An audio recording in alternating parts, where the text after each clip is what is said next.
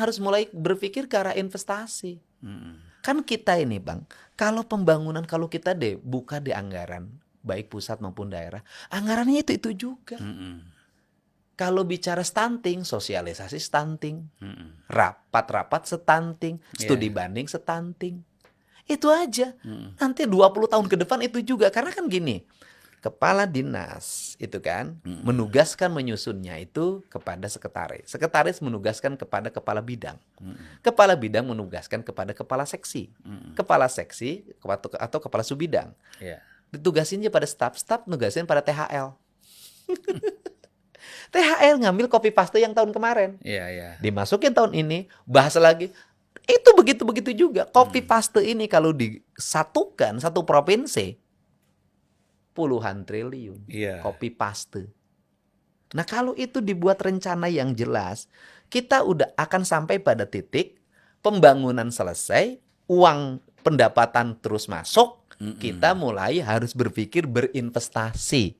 Untuk uang ini berputar, melahirkan dividen, dividennya menambah pendapatan, ujungnya nanti kesejahteraan publik akan meningkat karena rakyatnya terjamin. Terjamin kelahirannya, terjamin pendidikannya, terjamin ketika sakit, dan menurut saya harus berpikir yang berikutnya adalah menjamin hari tuanya.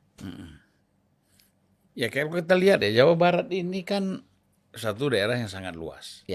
Kedua, penduduk terbesar di seluruh Indonesia. Ya. Nah, ada 60 juta sekarang? 40-an. Kok 60? 40 ya? Jadi kalau kita lihat di situ memang tentu tingkat kemiskinan, tingkat pengangguran ya, itu kan masih tinggi juga ya.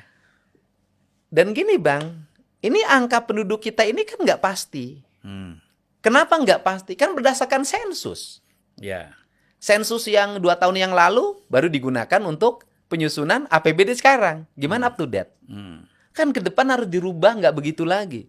Menurut saya, misalnya di Jawa Barat, kan tinggal link teknologinya, digitalisasinya harus sampai ke desa. Kemudian kalau sudah desanya desa digital, maka para ketua RT tingkatkan kesejahteraan publiknya. Buat dia pendidikan untuk bisa update. Update sekarang kan nggak usah pakai perangkat yang tinggi-tinggi. Cukup pakai HP. Dia setiap hari, setiap RT harus ngecek siapa yang lahir, siapa yang meninggal. Siapa yang menikah, siapa yang berpisah gitu loh Bang. Kan harus cek. Nah kemudian setelah itu kan tinggal masukin aplikasi, masuk dalam sistem data. Bapeda provinsi itu tinggal begini tiap hari, dia sudah bisa membaca jumlah penduduk provinsi Jawa Barat per hari. Per hari, per jam, per menit, per detik. Problemnya apa yang harus dikerjakan. Iya, kalau sekarang kan nunggu BPS Bang, sensus penduduk ya gimana? Bisa jadi kan nggak pas, hari ini ada yang meninggal, yang melahirkan. Nah ini yang mengakibatkan perencanaan tidak pernah tepat. Sensus penduduk biar aja untuk pemilu aja, data pemilu. Nah itu boleh. Ya kan? Jangan data untuk menyelesaikan persoalan pengangguran dan kemiskinan. Data pemilu juga nanti ke depan tidak perlu lagi kalau sudah sistem RT sudah bisa klik dalam setiap waktu. Kan tinggal masuk tabulan data, tinggal dilihat berapa yang umur 17 tahun ke atas, berapa yang 17 tahun ke bawah. Selesai. Ya itu kan masalahnya proyeknya jadi hilang. Oh iya lupa ya. Sensus itu proyek ya. Saya baru tahu. Enggak juga, andai kata pun sensus proyek Bang, kan tidak usah lagi nyari relawan sensus.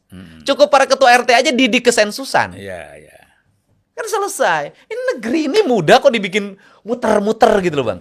Tadi saya lihat di Pak Jokowi itu marah-marah ya. Soal terlalu banyak aplikasi-aplikasi. Lah itu. Berapa dia bilang? 27.000 aplikasi. Karena aplikasi itu proyek Bang. Proyek aplikasi. Itu bisa kabupaten, setiap dinasnya punya aplikasi. Tapi begitu dikonekkan aplikasinya, nggak klik. Jadi khusus misalnya untuk Jawa Barat ya? Satu aplikasi aja. Iya. Atau se-Indonesia, nggak apa-apa. Kan toh sama aja sumbernya kan, tinggal klik. Tetapi harus hati-hati juga. Sistem data yang berbasis digital itu dengan perangkat kita yang masih terbatas, daya tampungnya masih terbatas, malah bisa jadi lambat. Sistem surat elektronik nanti masuk dalam sistem data ke perizinan. Aduh mohon maaf nggak bisa diproses. Hang! Ya dia ngantri, uploadnya terlalu panjang, nggak kuat. Lama jadi Ya. lama juga sebenarnya. Ya, artinya kan problemnya kan harus diatasi. Persoalan teknologi ini kan persoalan Iya, peningkatannya aja kan. iya. Ya kita di rumah juga begitu kan, pakai wifi kalau lemah, lemot, Lemot, ya harus ditambah. iya. Ya kan? Dayanya, mau biar nambah itu udah aja. Itu cukup begini kalau menurut saya. Kementerian Kominfo itu menangani seluruh jaringan perangkat digital di seluruh Indonesia. Dia tinggal link ke Dinas Kominfo setiap provinsi, kabupaten, kota. Satu Iya. sistem. Itu yang betul itu.